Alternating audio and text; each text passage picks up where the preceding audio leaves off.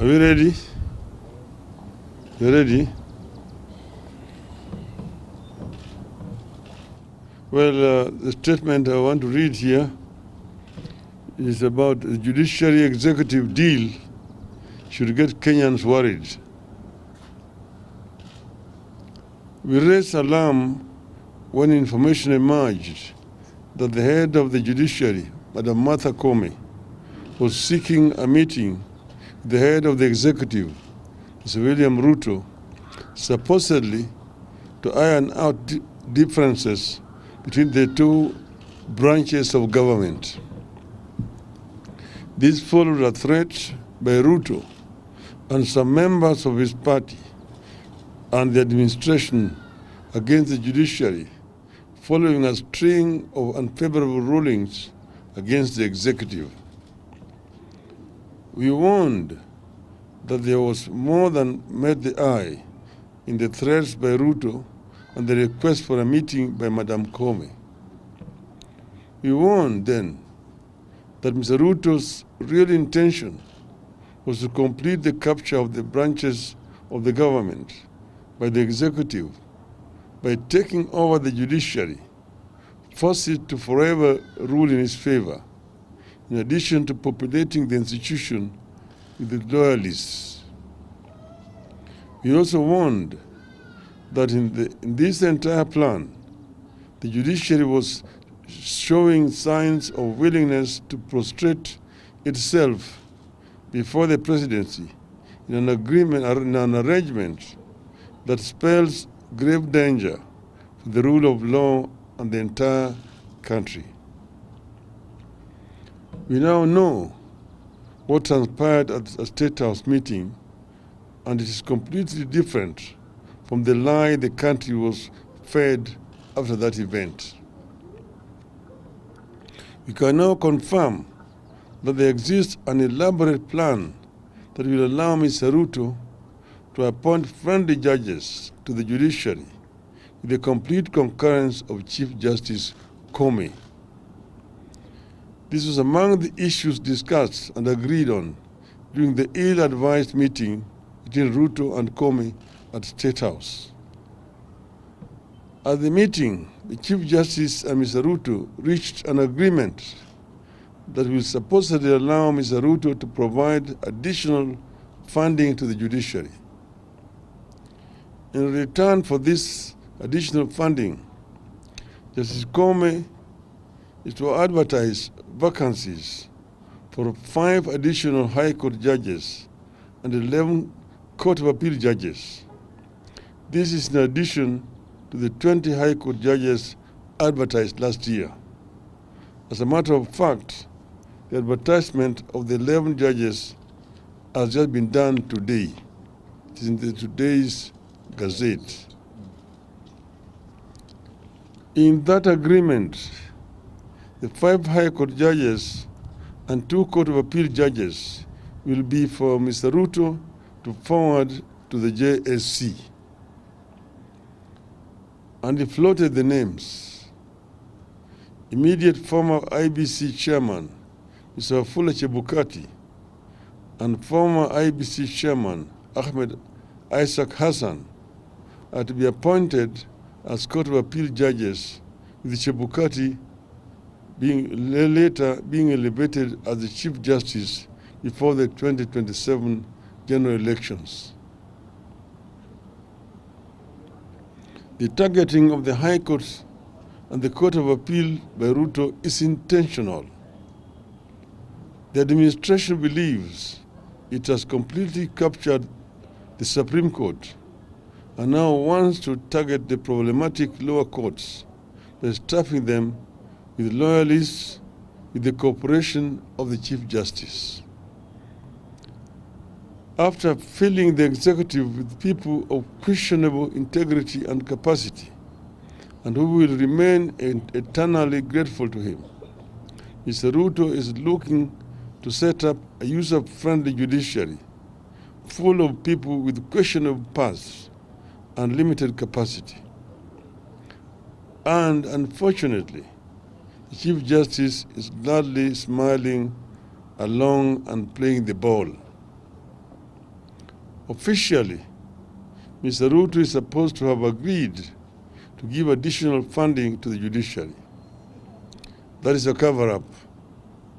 The judiciary does not draw any funding from the executive or state house. Article 173 of the Constitution of Kenya established the Judiciary Fund, which is administered by the Chief Justice, Registrar of the Judiciary. Which is administered by the Chief Registrar of the Judiciary. The provision of the Judiciary Fund as contained in Article 173 states as follows. 1. There is established a fund to be known as the Judiciary Fund, which shall be administered by the Chief Registrar of the Judiciary. 2. The fund shall be used for administrative expenses of the judiciary and such other purposes as may be necessary for the discharge of the functions of the judiciary. 3. Each financial year, the Chief Registrar shall prepare estimates of expenditure for the following year and submit them to the National Assembly for approval. 4. Upon approval by the National Assembly, the expenditure of the judiciary shall be a charge on the consolidated fund, and the fund shall be paid directly into the judiciary fund. 5. Parliament shall enact legislation to provide for the regulation of the fund. The presidency cannot allocate any money to the judiciary. Madam Comey knows this, and yet has willingly proceeded to associate herself with and endorse an illegality. Where Comey sought money from the State House and not from Parliament, only she can explain, but it spells doom. To the best of our knowledge, the judiciary has never said that it submitted budget estimates to Parliament and it was rejected. You have not seen any petition by the judiciary to Parliament over rejection of submitted budget estimates, if any. We challenge Madam Comey to prove otherwise. Ruto is engaged in maneuvers designed to mitigate the ability of the courts to act as a check against the executive power at a time he has already muzzled legislative power through the capture of Parliament. And if you want to know that the National Assembly is captured, take note that the National Assembly Speaker, Moses Wetangula, filed a notice of appeal at the Supreme Court challenging the appeal court decision that declined to extend order allowing housing levy deductions. The housing levy is being imposed by the executive, which is also the branch of the government who lost at the Court of Appeal. But it is Mr. Wetangula who was moved to the Supreme Court. What a shame. His loud protests against the court rulings are meant to intimidate and paralyze the courts. The latest move agreed on at the meeting with the Chief Justice are meant to enable him to pack the courts with the Kenya Kwanza friendly appointees.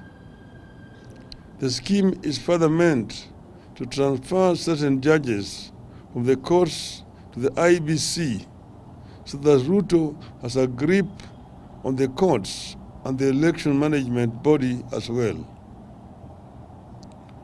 Where this country goes from here, should Ruto complete his intended capture of all branches of the government, should be everyone's worry. The capture of the judiciary, of all institutions, is the beginning of a steady descent into anarchy. It is the beginning of the embrace of the law of the jungle instead of the rule of law. Impunity and capture of independent institutions by a corrupt executive is what drove Kenya to war in 2007-2008. A repeat exercise seems to be underway, and the results might not be different. And Kenyans have been here before. Still, when the Judicial Service Commission advertises vacancies next week, Kenyans will know what it means and who will get the jobs. It means 5 new judges picked by Mr. Ruto for the High Court and 2 judges in the name of Chebukati and Hassan, equally picked by Ruto. And the descent into the abyss will get a new momentum. In the meantime, we challenge Mr. Ruto and Madam Kome to tell the truth about their meeting. End of statement. Saddened at what happened last night in Kazi village, where there was an explosion at an LPG filling plant, which has caused death, I'm told by now, of 4 Kenyans, and that very many people actually have been injured. We're told that people have different degrees of burns who have been treated at different institutions belonging to the Nairobi County government. We say pole to the families of the deceased and those who have been injured. We are with them at this very difficult time, but importantly, we want a proper investigation to be carried out about these illegal activities which is being carried out in the residential areas where people live, which end up with this kind of losses here.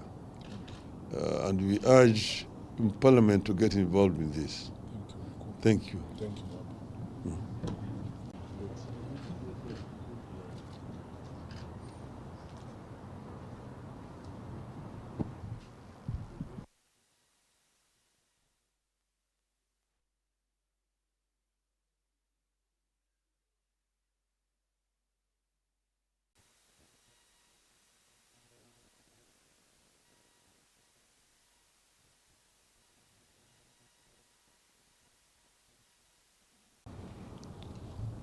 Are we ready?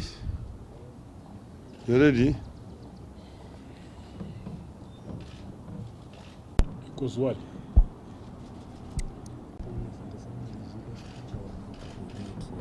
On another issue,